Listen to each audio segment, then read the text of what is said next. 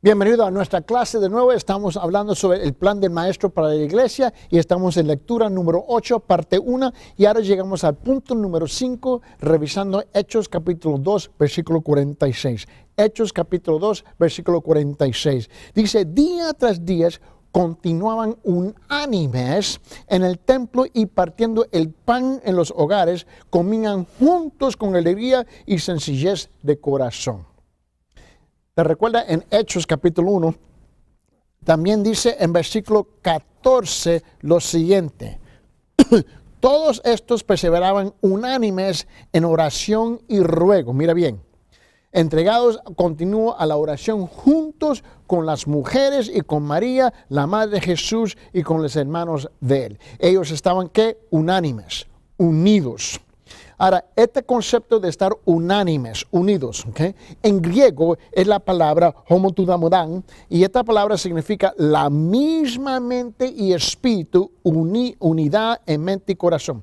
En otra palabra, estamos sobre la misma página, al mismo tiempo, por la misma razón, con el mismo propósito, caminando en la misma dirección. Ellos estaban unidos. ¿Tú crees que eso existe en la iglesia postmoderna hoy día? No, hombre, muy difícil. ¿Por qué? Porque estamos llenos de gente que son egoístas, ¿ves? Y carnales. Ese es el problema de la iglesia. ¿Ves? La iglesia espera una tremenda bendición del Señor cuando está completamente dividida y egocéntrico. Pero la iglesia primitiva se había vendido completamente en las manos del Señor. Ellos estaban de la misma mente y espíritu, y tenían una unidad de mente y corazón.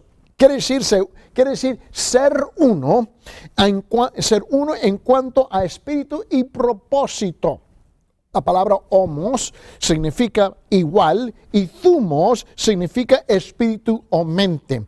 Los creyentes, los 120 congregados en el aposento alto, tenían el mismo espíritu y la misma mente. La idea es que procuraban lo mismo. El bautismo del Espíritu Santo, estaban concentrando sus pensamientos en la energía y buscando en Dios la promesa de su Espíritu. Se ha dicho que hoy día es imposible de tener unidad, solamente requiere 2 personas para comprobar que hay división. Bueno, es cierto, mis hermanos, quizás en la iglesia postmoderna, porque es una iglesia ignorante de las Escrituras. Pero, mis hermanos, la iglesia verdadera que le pertenece a Cristo es una iglesia unánime, unida en Cristo. Y aquí tenemos 120 que se ven unidos buscando la misma cosa al mismo tiempo por la misma razón. ¿Y cuál era qué? Para glorificar al Señor. Mis hermanos, la palabra se usa solo 11 veces en las Escrituras, 10 de las cuales aparecen en el libro de los Hechos y una en el libro de Romanos. Vamos a estudiar este concepto unánimes. Número 1, unánimes en oración. Unánimes en oración, que es un concepto difícil hoy día. Tú agarras a los hermanos, comienzan a orar y todo el mundo está orando por su propia petición o llevando a cabo su propio devocional y se le olvida la petición que se nos ha presentado. En Hechos capítulo 1 dice lo siguiente, en versículo 14 dice, todos estos estaban ¿qué? Unánimes, entregados de continuo a la oración junto con las mujeres y con María, la madre de Jesús, y con los hermanos de él. Ahora note, Hechos capítulo 4, versículo 24 dice lo siguiente. Y marca la palabra aquí en Hechos 1:14, dice, estaban unánimes. Ahora mire la palabra aquí en Hechos capítulo 4, versículo 24.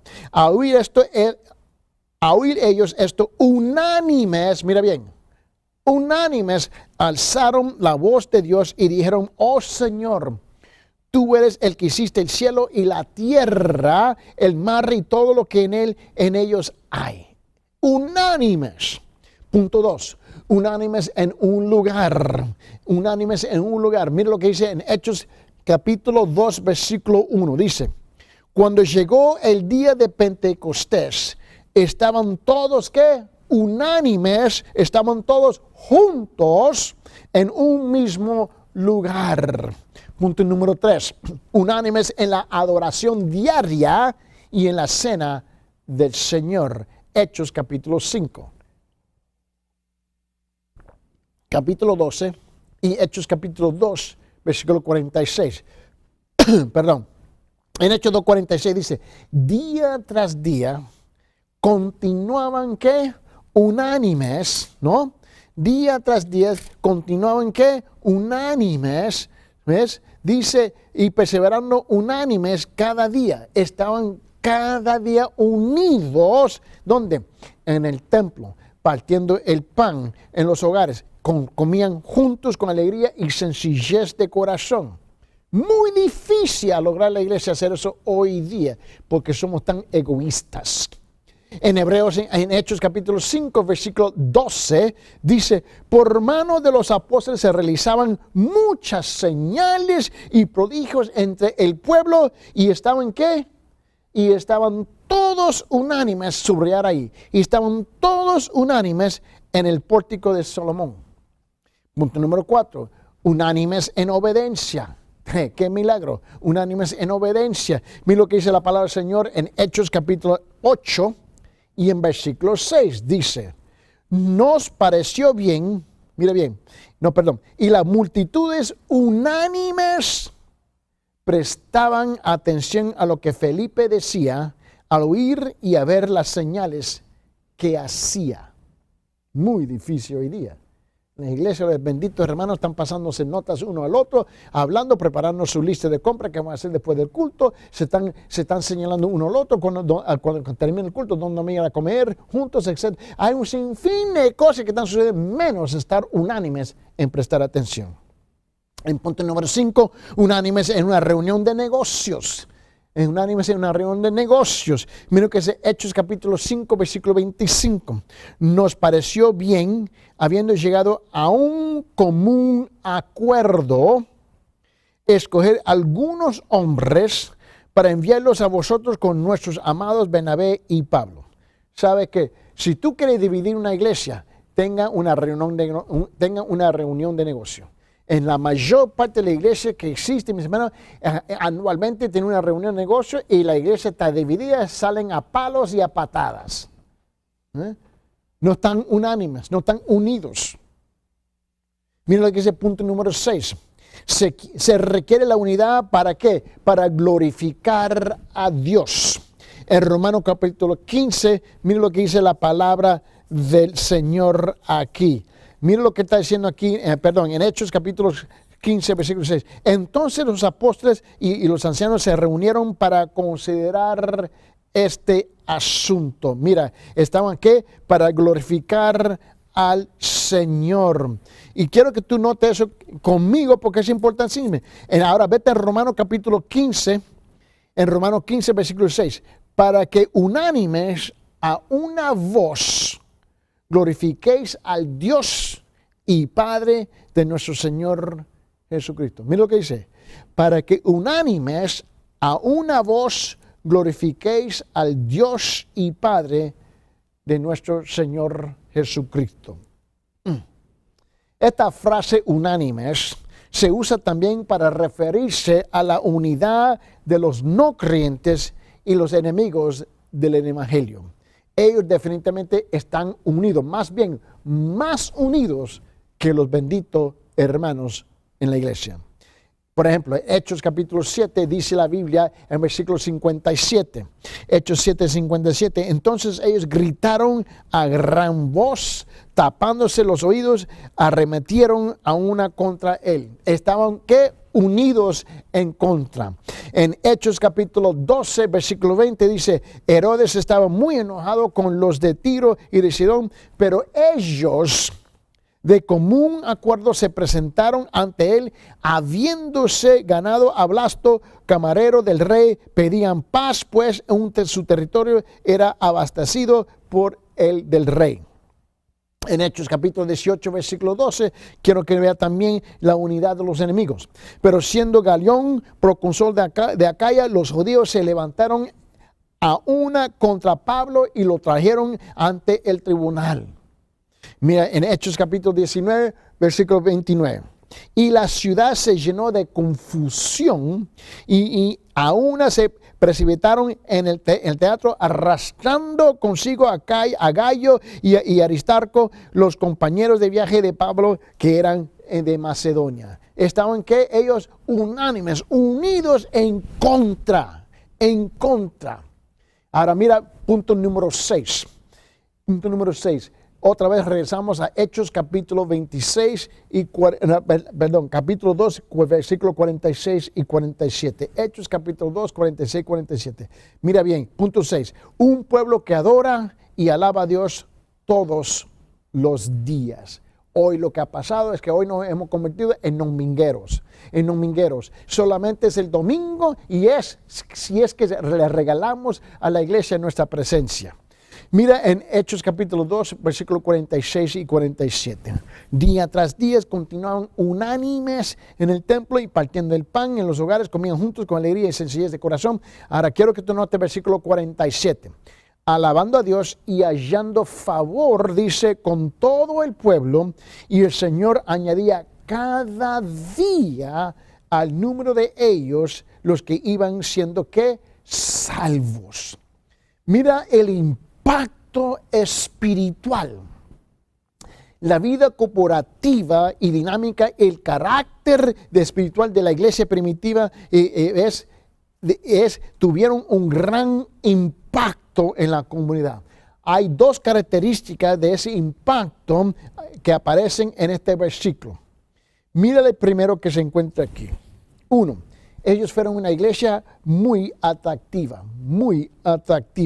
En Hechos 2:47, note la primera parte.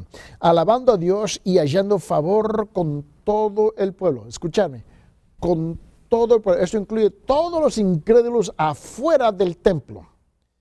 La iglesia halló favor con el pueblo. ¿Se puede decir eso hoy día de su iglesia? Sus deberes y carácter les concedieron favor con todo el pueblo. Todavía iban al templo y estaban abiertos sobre su fe, para que todos pudieran ver y experimentar sus vidas transformadas. Luego vino la intensa persecución de los judíos. Probaron ser verdaderos las palabras de Jesús cuando él dijo en Juan, en capítulo 13, en versículo 35, en Juan 13:35, note las palabras que dice el Señor. En esto consideran todos que sois mis discípulos si os tenéis amor los unos a los otros. Mira bien, su unidad fue una respuesta a la oración sacerdotal alta de nuestro Señor. ¿Te recuerdas en Juan capítulo 17, en versículo 21? Esta es la oración de nuestro Señor y Salvador. Dice, para que todos sean uno, como tú, oh Padre, estáis en mí y yo en ti, que también ellos estén en nosotros, para que el mundo crea que tú me enviaste. Algunas de las razones de por qué la iglesia primitiva halló gracia con la gente común puede discernirse de la apología escrita por el filósofo Aristides temprano en el segundo siglo. Quiero que ustedes presten por favor atención cuidadosa. Note las palabras de este filósofo cuando él está comentando y hablando de la iglesia primitiva y la iglesia cristiana, aunque los enemigos estaban en contra de la iglesia, pero no te lo respetaban. Nota lo que él dice en el segundo siglo. Ahora los cristianos, oh rey, que va sobre y buscando han encontrado la verdad, porque conocen y confían en Dios, el creador del cielo y la tierra, con ningún hombre. Mira, de él recibieron los mandamientos que han grabado en sus mentes y que se observan en la esperanza y la expectativa del nuevo mundo por venir. Por esta razón no cometen adulterio o inmoralidad, no dan falso testimonio o malversar, ni hacer codiciar lo que no es suyo. Ellos honran padre y madre y hacen el bien a aquellos que son sus vecinos. Cada vez que son jueces, juzgan rectamente. Ellos no adoran ídolos hechos a imagen del hombre, lo que no quieren que otros deban hacer con ellos, que a su vez, dice, no hacen y no se comen la comida sacrificada a los ídolos.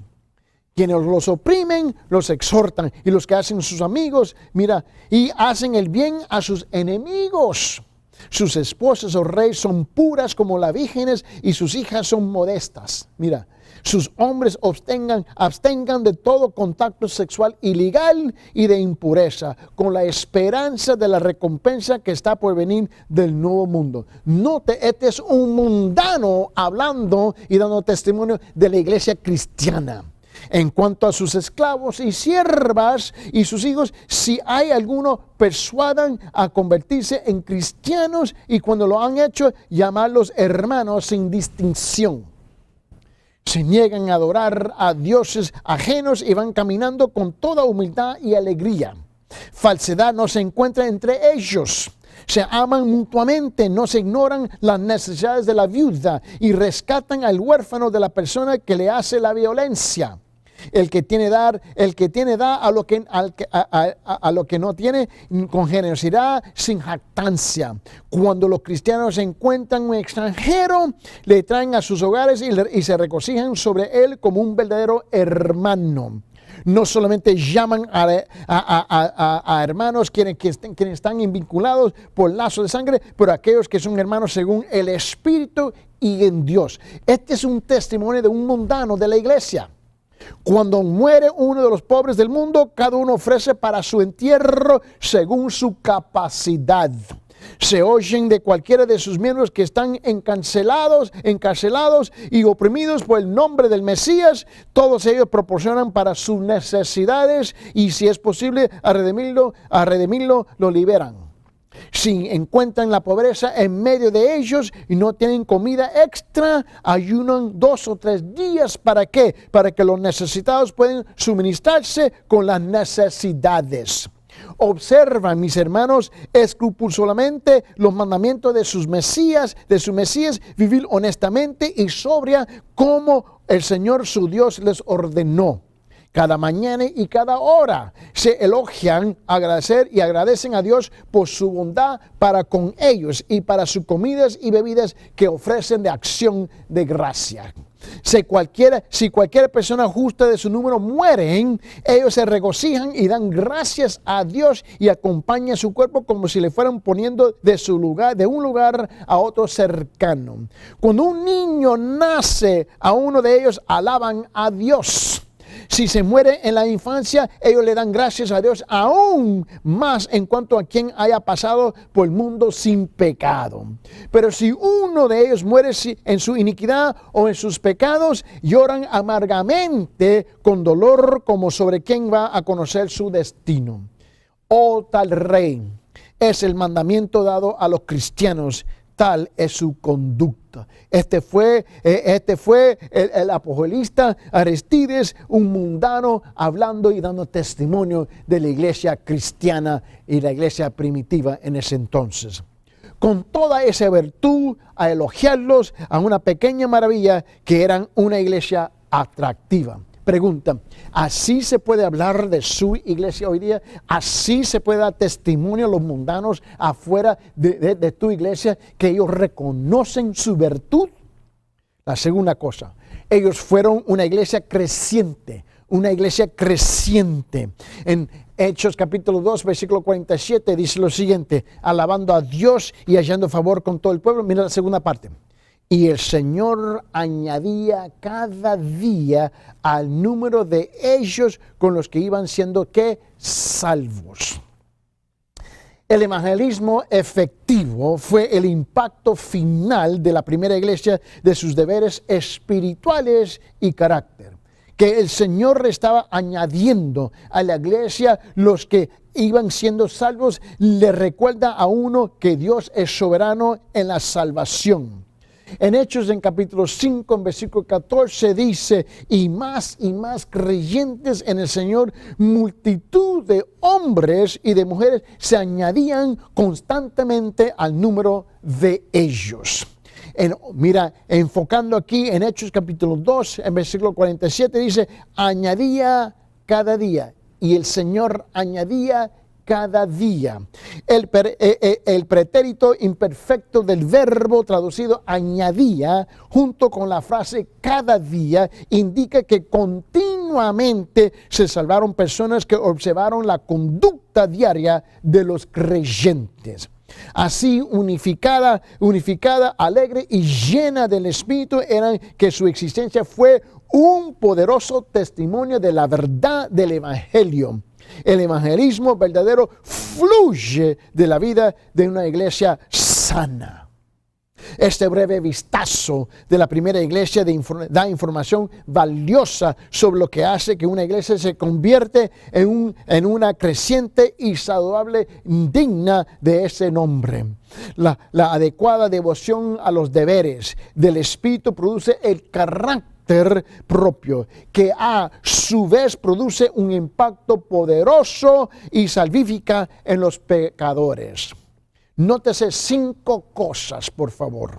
1. Los creyentes estaban adorando en el templo, orando y asistiendo a las horas regulares de la adoración y la oración. Porque dice en Hechos capítulo 3, en versículo 1, dice lo siguiente: y cierto día Pedro y Juan subían al templo a la hora novena, a la de ¿qué? De la oración. No había ninguna cuestión, llegamos los hermanos a esa hora porque reconocían que esa era la hora de oración. 2. Los creyentes adoraban en sus casas, yendo de casa en casa, estaban disfrutando del compañerismo, comiendo y celebrando la cena del Señor en recordación de la muerte del Señor. Eso está bien claro. Y te lo quiero mostrar aquí en un estudio un poquito más a fondo en San Lucas capítulo 9, por favor, en San Lucas capítulo 9. Le quiero mostrar a ustedes lo que dice la palabra del Señor aquí. Dice, en versículo 1, y habiendo reunido a sus 12 discípulos, les dio poder y autoridad sobre todos los demonios y para sanar enfermedades, y les envió a predicar al reino de Dios y a sanar a los enfermos. Y les dijo, no toméis nada para el camino, ni bordón, ni alforja, ni pan, ni dinero, ni llevéis 2 túnicas, y en cualquier casa donde entréis, quedar allí, y de allí salid. Mira bien, nosotros tenemos que reconocer que esta fue una iglesia tan poderosa, tan atractiva, tan sana, tan abandonada en las manos del Señor. Y hoy la pregunta es, ¿dónde está la iglesia posmoderna? La iglesia moderna. ¿Dónde nos encontramos nosotros? Abandonados en las manos de quién y en qué y para qué. La realidad es que muchos hoy día están abandonados más en sus trabajos, en sus carreras, en sus posesiones, en sus comunidades, en su recreación. Están abandonados en un sinfín de otras cosas, pero no están abandonados en las manos del Señor.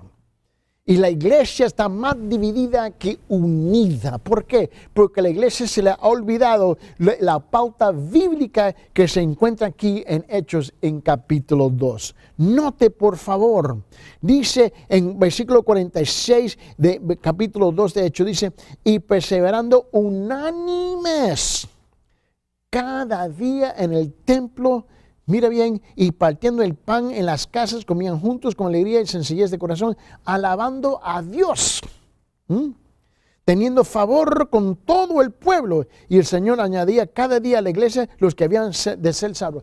Mira, hermano, fue una iglesia que se había abandonado en cumplir con los deberes espirituales. Y por consecuencia viene el Señor a bendecir, porque ellos habían cumplido con los deberes espirituales. Y hoy día, ¿qué es lo que esperamos nosotros? Bendición sin cumplir nuestro deber.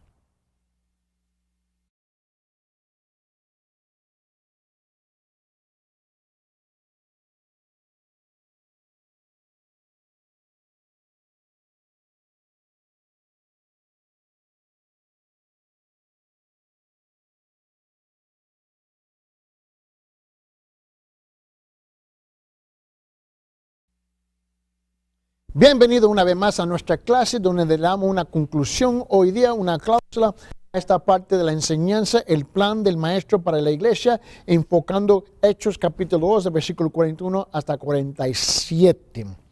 Y si no termino toda la lectura aquí, mis hermanos, va a recibir todas las notas en mano también. Esta va a ser lectura número 8, parte 2. 8, parte 2. Vamos a entrar en San Lucas capítulo 9, donde estuvimos la última vez hablando. Te recuerda que la base ha sido Hechos capítulo 2, del versículo 41 hasta el 47, ¿no? Pero quiero que tú veas conmigo y vamos a dar un estudio un poquito más a fondo, en fondo 11, y vamos a San Lucas capítulo 9, lo había mencionado en la última clase, pero ahora quiero entrar un poquito más en detalle. En San Lucas capítulo 9, y leí la lectura, pero vamos a regresar de nuevo.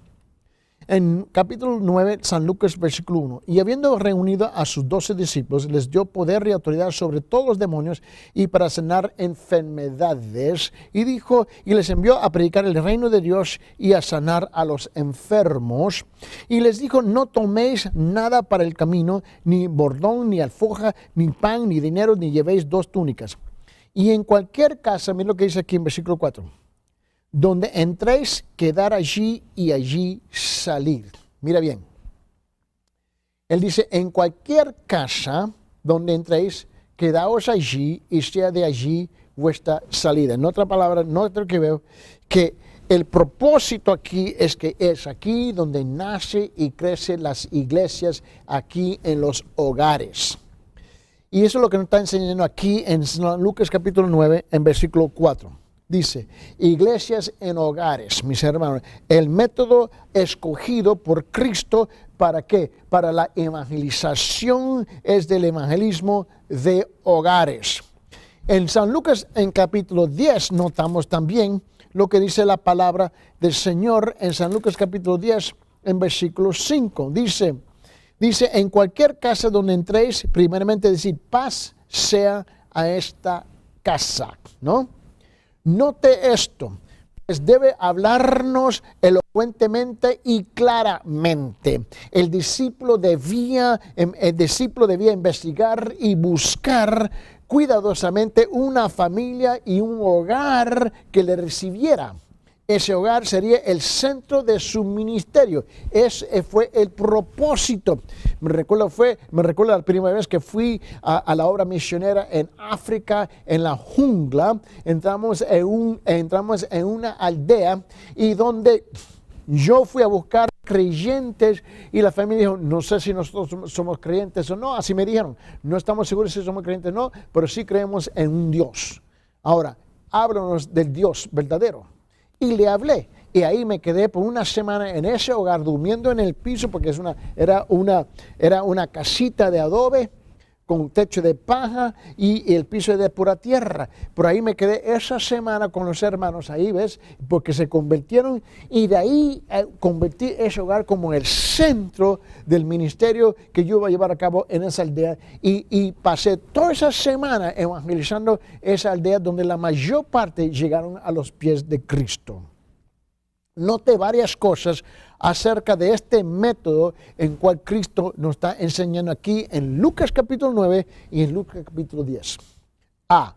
Acentúa a la familia haciéndola el eje del ministerio. B. Subraya la estabilidad, seguridad y continuidad.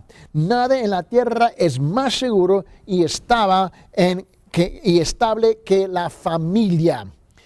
Al ubicar el centro del ministerio en el hogar, ¿ves? El reino de Dios se vuelve seguro y estable. C. Centra la predicación y el ministerio en medio de la comunidad y allí donde la gente anda y vive, permite que Cristo sea visible en la vida cotidiana, en la vida diaria.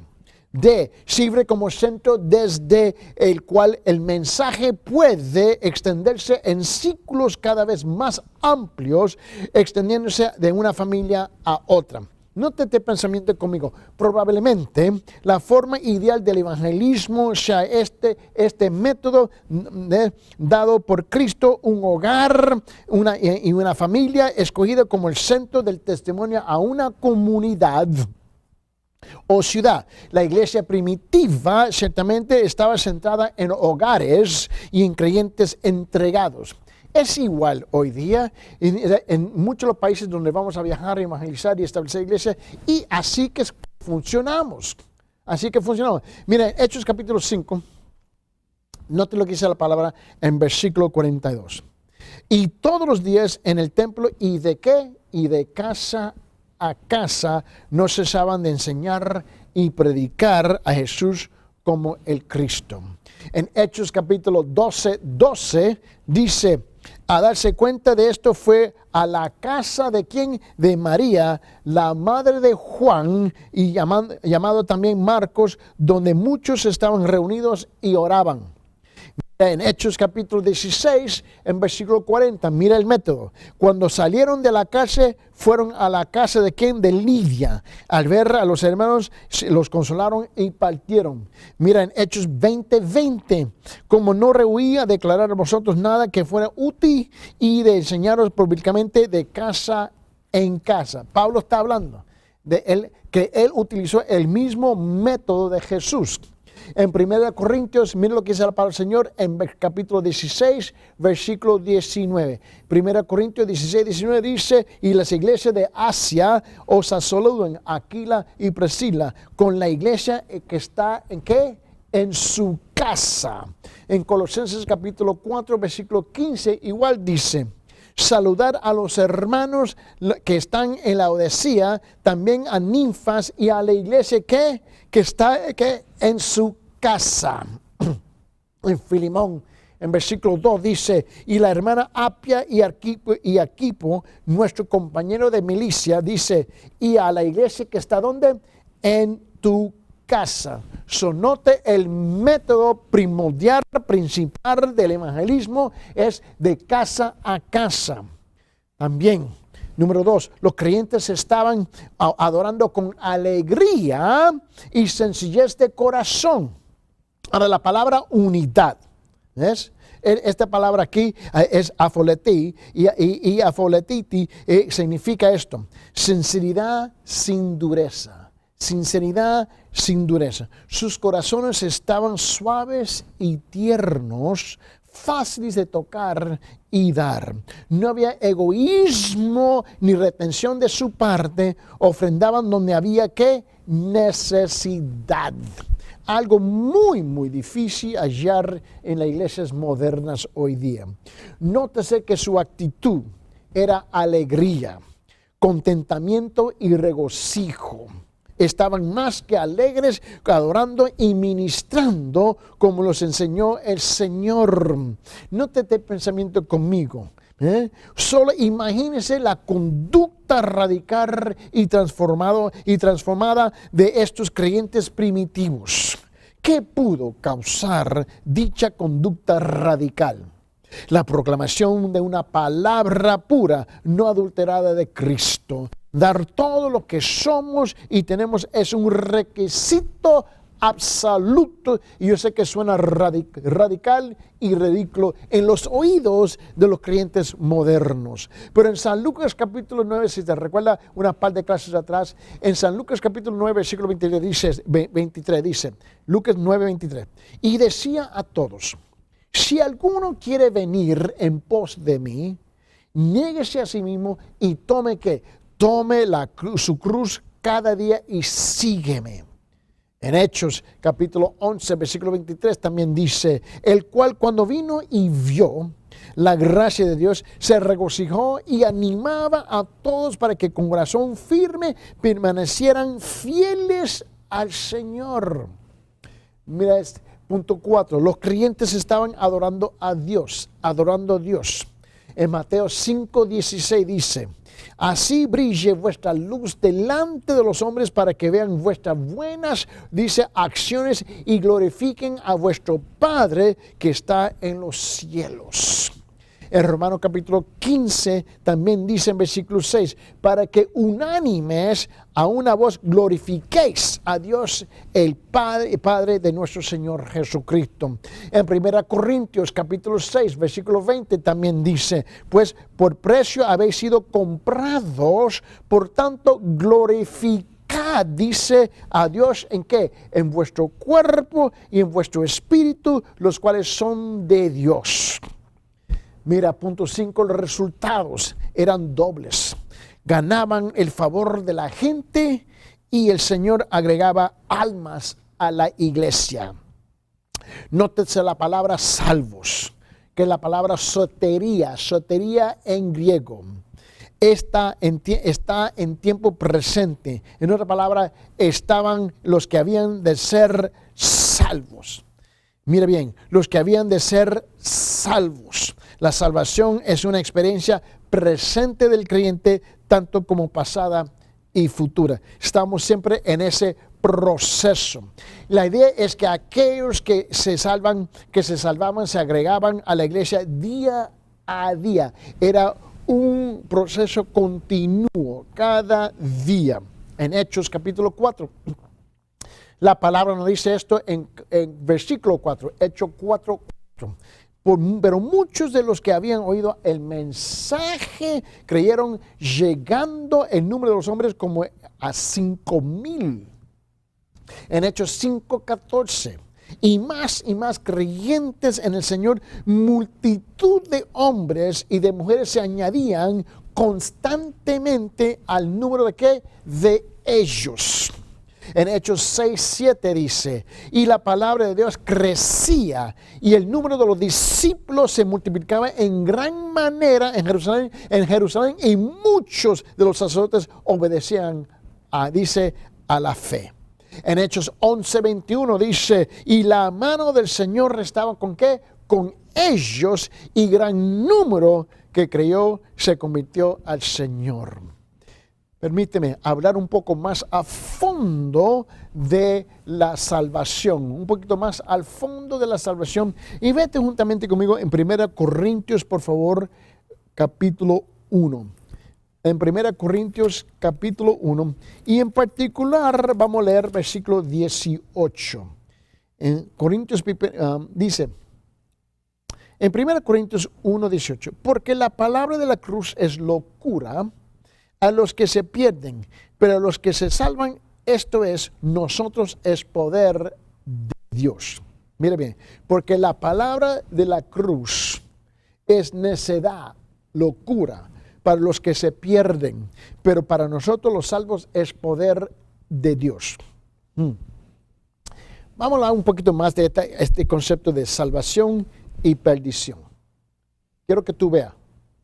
Aquí los hombres están ubicados de una de dos categorías, los que son de perdición y los que son de los que se salvan. Hay una o dos, hay una moneda, dos caras. Un hombre atravesía la vida viviendo una de estas dos experiencias o se está perdiendo, descendiendo siempre hacia la tumba o se está salvando, ascendiendo siempre a la vida eterna. Ese es el camino de la persona. ¿Está en camino a la tumba de perdición o está ascendiendo al camino de la tumba del paraíso de salvación? Es una, dos. No hay un tercero camino. Son uno, dos. Creo que tú comprendes. En el griego, ambas palabras son acciones continuas. Salvación, perdición. Estas son acciones continuas. Hablan del pasado, pero del presente con el destino del futuro. Quiero que tú comprendas que este es un proceso, en una palabra, este concepto de tener acción continua son verbos, ¿no? Es decir, un hombre se está perdiendo o un hombre se está salvando. Una de las dos cosas está sucediendo en la vida de las personas, ¿no? Las palabras no son estáticas, ¿eh? El hombre no está sentado tranquilamente, siempre se está perdiendo, está prisionero cada vez más de la carne y está condicionado a aceptar a un mundo agonizante y que se está perdiendo. Esa es la realidad. O siempre se está salvando, ¿no? Quedando libre cada vez más y más de andar justa, ¿ves? Y piadosamente en este mundo actual. El hombre que es salvo está condicionando a romper las ataduras del mundo, de un mundo agonizante y que se está perdiendo a esperar la aparición gloriosa del nuevo mundo. ¿Ve? Estamos en un proceso continuo. Una de las dos cosas. Estamos en camino al paraíso o estamos en camino, ¿ves?, a la condenación. Ahora, yo quiero que usted note, número uno, la palabra terrible, perdición. Perdición. Quiere decir estar perdido, estar completamente destruido, perder la vida eterna, estar destituido, espiritualmente estar aislado. Ahora, la perdición significa estar en un estado perdido en este mundo. Mira bien, significa estar envejeciendo, deteriorándose, descomponiéndose, muriendo, sin vida, propósito, sentido, importancia, sin paz, confirmación, confianza, seguridad en el cuidado de Dios. No tiene eso. Sin esperanza de vivir para siempre. No tiene eso. Perdición significa estar en un estado perdido en el mundo venidero también. Significa tener que morir. Tener que morir. Enfrentar juicio. Tener que enfrentar el juicio. Tener que estar condenado. Sufrir la separación de Dios y de todos los seres, mis hermanos queridos. Y también experimentar todo cuanto es el infierno. La segunda cosa, mis hermanos, la gran palabra salvación se usa en las escrituras, ¿para qué? Para describir al menos 3 experiencias para el creyente. Ahora hemos hablado de perdición, vamos a hablar de salvación. Porque la iglesia primitiva había comprendido muy bien la salvación. Lo que yo nunca me había imaginado, entrando en el ministerio 30 años atrás, a tener que predicar el evangelio a la iglesia. Yo sé que la comisión nos dice ir y predicar, ir y hacer discípulos, ¿no?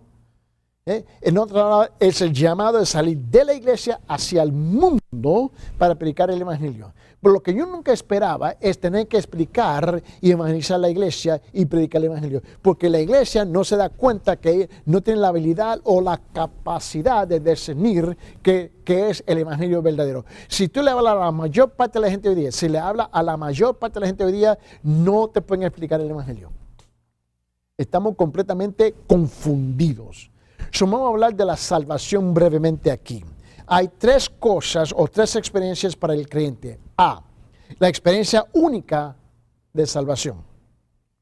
Es una experiencia que ha sucedido en algún momento del pasado de esa persona. Entonces recuerda que en San Lucas capítulo 7, en versículo 50 dice, tu fe te ha salvado. San Lucas capítulo 7, versículo 50 dice, mis hermanos, tu fe te ha salvado. Pero Jesús le dijo a la mujer, tu fe te ha salvado, vete en paz. Es el acto inicial de fe en el Señor Jesucristo. Es recibir a Cristo en nuestro corazón y nuestra vida como ¿qué? Como Señor. Significa ser salvo o liberado del pecado, la muerte y el infierno y recibir la confirmación de que nunca nos separaremos de Dios ni en esta vida ni en el mundo venidero. Vaya conmigo San Juan capítulo 17 versículo 2. Dice, por cuanto le diste autoridad sobre todo ser humano para que dé ¿qué? Vida eterna a todo lo que tú le has dado. En 2 Corintios en capítulo 12, en capítulo 2, versículo 15. 2 Corintios capítulo 2, versículo 15 dice, porque fragante aroma de Cristo somos para Dios, entre los que se salvan y entre los que se pierden. En Efesios capítulo 2, versículo 5 dice también, y aun cuando estábamos muertos en nuestros delitos, nos dio vida juntamente con Cristo, por gracias habéis sido salvados. En Efesios 2:8 dice, porque por gracias habéis sido salvados por medio de la fe, y esto no de vosotros, sino que es don de Dios. En 2 Timoteo capítulo 1 versículo 9 dice, ¿quién nos ha salvado y nos ha llamado con un llamamiento santo, no según nuestras obras, sino según su propósito y según la gracia que nos fue dada en Cristo Jesús desde la eternidad. Ahora, note la segunda experiencia. La experiencia continúa de salvación. La experiencia continúa de salvación. Es una experiencia que está ocurriendo ahora en el presente. Estáis siendo salvos. Mira bien, es una descripción de la obra de Dios día tras día en la vida del creyente. Es el Espíritu Santo de Dios que obra en el creyente diariamente. Miren lo que dice la palabra en Romanos capítulo 6, en versículo 14. Porque el pecado no tendrá dominio sobre vosotros, pues no estáis bajo la ley, sino bajo la gracia. En Romanos capítulo 8, versículo 2 también nos dice, porque la ley del Espíritu de vida en Cristo Jesús te ha libertado de la ley del pecado y de la muerte. También en 2 Corintios, en capítulo 3, versículo 18, dice, pero nosotros todos, con el rostro descubierto, contemplando como en un espejo de la gloria, dice del Señor, estamos siendo transformados en la misma imagen de la gloria en gloria, como por el Señor el Espíritu. Note, esta es una experiencia continua de salvación. En Gálatas 2:20 dice, con Cristo he sido crucificado, ya no soy el que vive, sino que Cristo vive en mí. Nota que está en el presente. Dice, y la vida que ahora vivo en la carne, la vivo por fe en el Hijo de Dios, el cual me amó y se entregó a sí mismo por mí. Mira Filipenses 1:9, dice, porque sé que esto resultará en mí, en mi liberación mediante vuestras oraciones y la suministración del Espíritu de Jesucristo.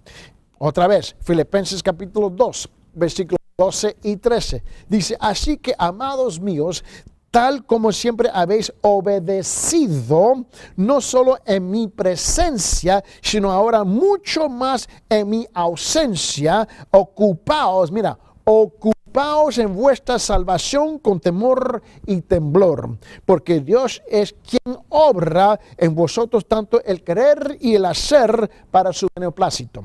Mira 2 Tesalonicenses capítulo 2, versículo 13, dice, pero nosotros siempre tenemos que dar gracias a Dios. ¿Por quién? Por vosotros, hermanos amados, por el Señor, porque Dios os ha escogido desde el principio para la salvación mediante la santificación por el Espíritu y la fe en verdad. Mira bien, quiero que comprendamos, mis hermanos, estamos en un proceso continuo. ¿Por qué? Porque estamos creciendo en la gracia del Señor. Mira, mis hermanos, el Espíritu está para guiarnos, enseñarnos y librarnos de todas las pruebas, de los problemas de la vida, para llenarnos de un corazón de amor, gozo y paz. Todos los frutos y recursos necesarios para vivir una vida a plenitud, para conformarlo cada vez más y más a la imagen de Cristo, para estimularnos y equiparnos para vivir testificando de Cristo día tras día, hora tras hora, minuto tras minuto y en todo momento. Mira, la experiencia redentora, número 3, de la salvación que debe ocurrir en el futuro. Ahora estáis más cerca de nosotros, nuestra salvación, que cuando creíamos. En Romanos 13:11 dice, mis hermanos, y hacer todo esto conociendo el tiempo, que ya es hora de despertarnos del sueño, porque ahora la salvación está más cerca de nosotros que cuando creíamos.